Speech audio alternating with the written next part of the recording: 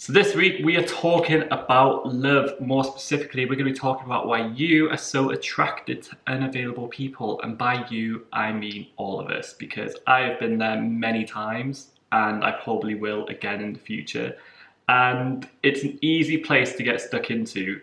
And that is what we're going to talk about today. I really enjoy talking about relationships. I remember listening to Mark Groves, and he talks about how relationships are like mirrors. The people who you are choosing to be in your life are generally a really great reflection on your own values, your own standards, and what you think you deserve. So before we begin, if you're new to the channel, my name is Joe. I talk about all things psychology, personal development, and mental health every single Wednesday on the channel. It'd be great to have you along on the ride with me, so if you could like this video, subscribe to the channel and leave a comment down below because I love interacting with you guys, and it'd be brilliant to see you here with me every single Wednesday. Going into it, why are we so attracted to unavailable people? What is it about these people who just can't seem to give us what we want, and yet we are so attached to them? Because surely if these people aren't giving us what we want, that should be an indicator to turn away and go find somebody else.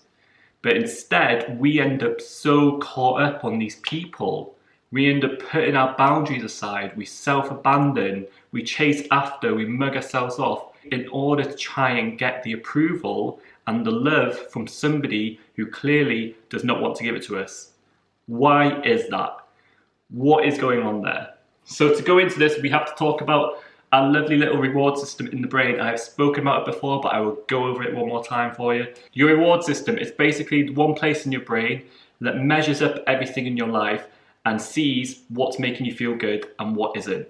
It judges this by releasing dopamine. So if you're eating sugary foods, if you're attracted to somebody, you're having sex, drinking alcohol, doing drugs, whatever is making you feel good, dopamine is going to be released into your brain, and a memory is going to be stored of the who, what, wheres and whys you got that thing so that you can do it again.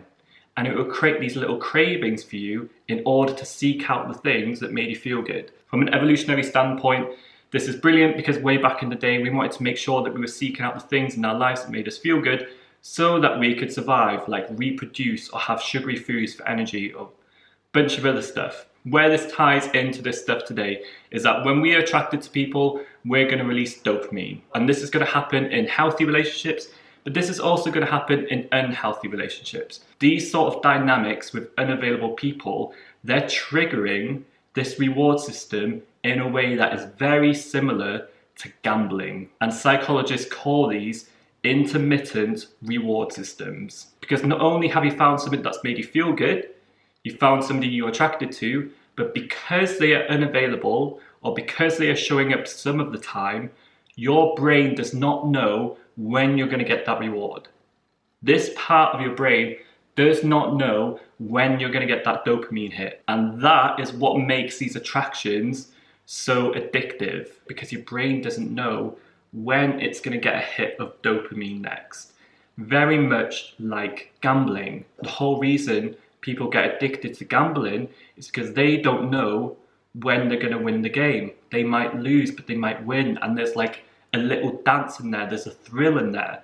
And that's a thrill which you can also get out of these relationships. So this is essentially where this drive to try and win these people over comes from. And this can go to such an extreme, and I've been there myself, where you self-abandon or you lower your boundaries or you accept behavior that you otherwise wouldn't accept because you have this just desire to want to win over this thing, to win over this person. And taking this all one step further, Ken Page talks about these attractions. He calls them attractions of deprivation. This situation is made worse when we don't have a good foundation in ourselves. Because not only does your brain recognize that you feel good when you get their attention, but it also recognizes that you don't feel good when you're with yourself. What happens when you are in these dynamics and somebody is being unavailable to you or only showing up sometimes?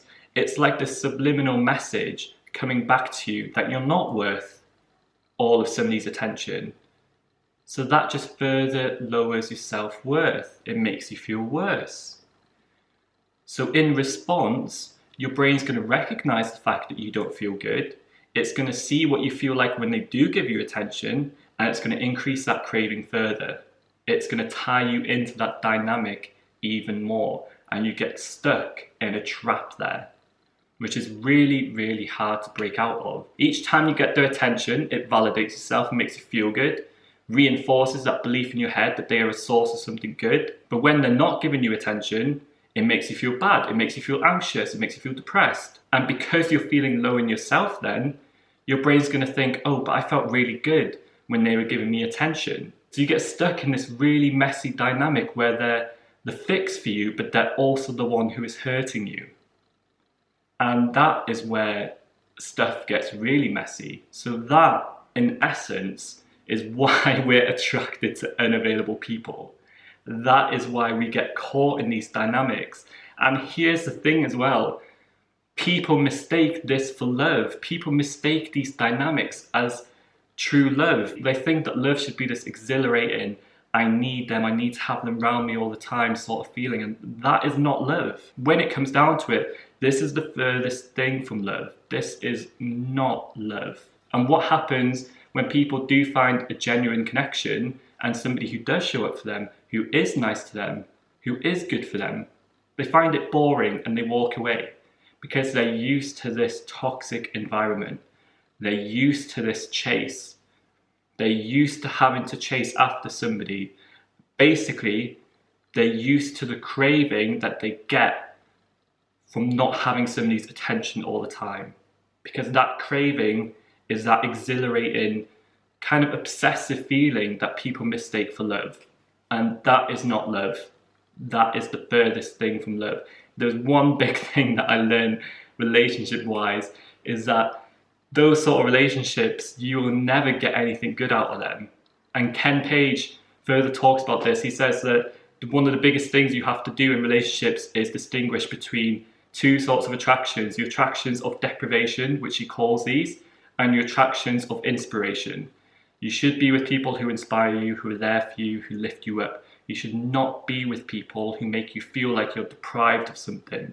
Because that, in essence, is what this attraction is a deprivation. If somebody else mistreats you or isn't there for you, you feel bad about yourself, but then you want to win their approval so you feel good again.